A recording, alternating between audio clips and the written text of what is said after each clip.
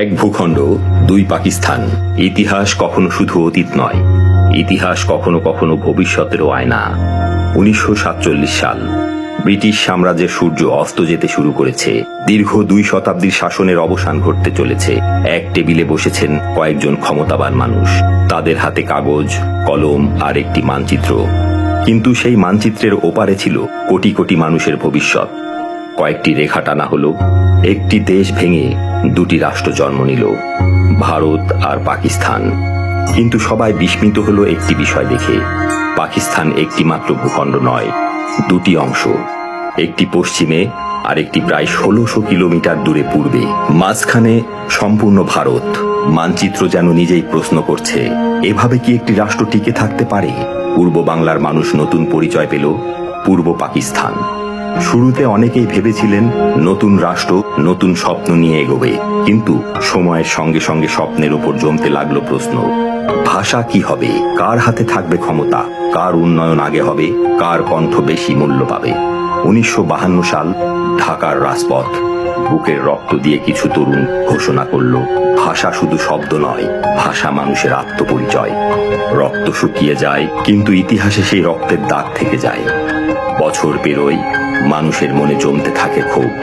কেউ বলে বৈষম্য, কেউ বলে অবিচার, কেউ বলে রাজনৈতিক ব্যর্থতা, আবার কেউ বলে শুরু থেকেই ভৌগোলিক বিচ্ছিন্নতা ছিল বড় দুর্বলতা।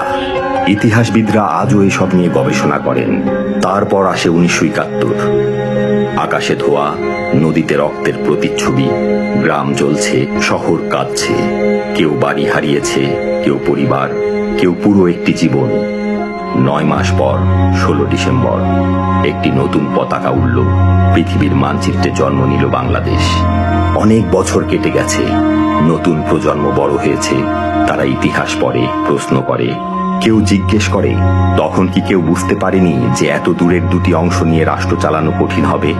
ইতিহাস নীরব থাকে না, সে উত্তর দেয়।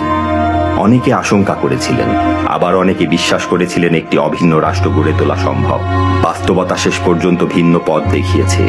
কেউ আরেকটি প্রশ্ন করে, যারা সেই সিদ্ধান্ত নিয়েছিল তারা এখন কোথায়? মানুষ চলে যায়, দল ভেঙে যায়, নেতারা ইতিহাসের পাতায় চলে যান, কিন্তু তাদের সিদ্ধান্তের প্রভাব প্রজন্মের পর প্রজন্ম ধরে বেঁচে থাকে। আজও সেই মানচিত্র রয়েছে, সেই নদী রয়েছে, সেই ভাষা রয়েছে, শুধু মানুষ বদলেছে, প্রজন্ম বদলেছে, আর প্রশ্ন বদলেছে।